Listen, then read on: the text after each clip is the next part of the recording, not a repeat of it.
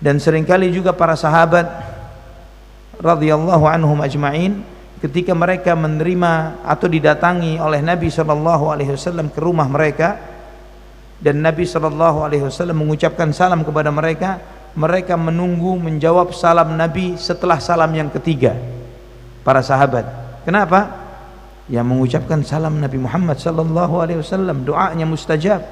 Assalamualaikum warahmatullahi wabarakatuh, keselamatan untuk kalian dan rahmat Allah dan keberkahan Allah untuk kalian, ya.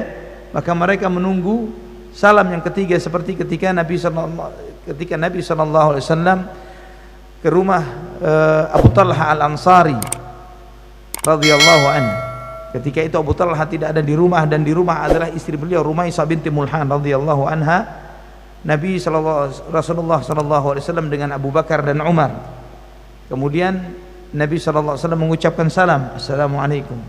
Tidak ada jawaban. Ketika jawab salam yang kedua, tidak ada jawaban. Sunnahnya berapa kali? 3 kali. Setelah 3 kali tidak terima salam, digedor rumahnya atau gimana? Kita pulang, ya. Sudah salam 3 kali tidak ada jawaban, pulang. Ini sunnah Nabi SAW.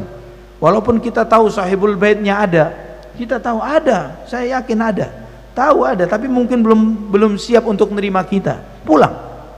Ini sunnah Nabi kita Muhammad SAW. Ketika Nabi hendak beranjak untuk yang ketiga kalinya, baru mendengar jawaban salam dari sahibul bait, dari yang punya rumah.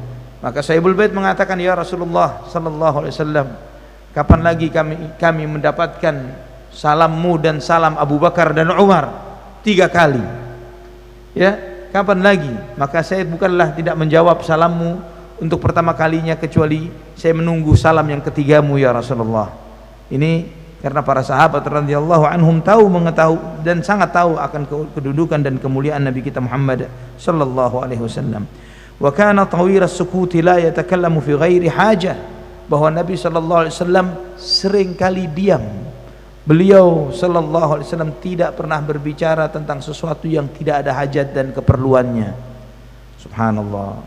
Ini Nabi sallallahu alaihi wasallam, beliaulah yang bersabda, "Man kana yu'minu billahi wal yaumil akhir falyaqul khairan aw liyasmut." Barang siapa yang beriman kepada Allah dan hari akhir, hendaklah dia berkata yang baik atau diam. Ini sabda beliau sallallahu alaihi wasallam dalam Sahih Bukhari dan Muslim dari Abu Hurairah radhiyallahu an. Yang hadis yang termasuk hadis yang paling mudah untuk dihafalkan, tapi hadis yang paling berat untuk dipraktikkan. Coba kita praktikkan satu hari ini saja. Kalau bukanlah sesuatu yang baik, kita tidak ngomong. Karena pilihannya, man kana yu'minu billahi wal yaumil akhir falyaqul khairan aw liyasmut. Barang siapa beriman kepada Allah dan hari akhir, hendaklah berkata yang baik atau diam. Pilihannya satu di antara dua. Kata Imam An-Nawawi rahimahullah ketika menjelaskan hadis ini, pembicaraan itu ada yang pertama murni baik. Murni baik. Maka jika ucapan itu sesuatu yang murni baik, seperti qala Allah wa qala Rasul, nasihat, mendamaikan orang, ya, menasihati orang, mendamaikan orang yang sedang berseteru, menunjukkan jalan kepada seseorang. Orang bertanya, "Pak, saya mau ke sini atau ke sana." Tahu jalannya, itu hal yang baik, kita tunjukkan jalannya. Jika hal-hal yang baik, sampaikan. Atau yang kedua, murni buruk. Kalimat-kalimat, perkataan-perkataan yang murni buruk, maka harus ditinggalkan, seperti mengumpat, ghibah, memfitnah, membicarakan hal-hal yang tidak perlu, ya, yang murni buruk, maka ini ditinggalkan. Ada lagi yang ketiga, yaitu ada baiknya ada buruknya. Menyampaikan hal-hal baik, menasihati misalnya, tapi di situ ada fitnah misalnya. Ketika kita mengucapkan sesuatu namun akan menimbulkan fitnah yang bisa jadi potensinya lebih besar. Contoh yang di dalam Al-Quranul Karim, apa yang dialami oleh Nabiullah Harun alaihi salam ketika Nabiullah Musa alaihi salam tidak ada bersama Bani Israel. Kemudian Bani Israel di antara mereka ada Samiri yang membuat patung anak sapi. Dan ketika Nabiullah Harun alaihissalam memperingatkan mereka berkali-kali bahwa ini perbuatan syirik, kadu an yaqtulunani, mereka hampir membunuh Nabiullah Harun alaihissalam, hampir membunuh Nabi Harun alaihissalam. Maka Nabiullah Harun alaihissalam diam, tidak mengulang memperingatkan dan menasihati mereka. Ketika Nabiullah Musa alaihissalam datang melihat perbuatan Bani Israil, Nabiullah Musa marah dan kemudian mencengkram kepala dan janggut Nabiullah Harun. Ya, sampai Nabiullah Harun la ta'khudh bi lihyati wala bi ra'si, jangan kamu pegang janggut dan kepalaku. Sehingga para ulama menyebutkan ini di antara riwayat yang Allah Subhanahu wa taala sebutkan dalam Al-Qur'an bahwa Nabiullah Harun, para nabi itu berjanggut.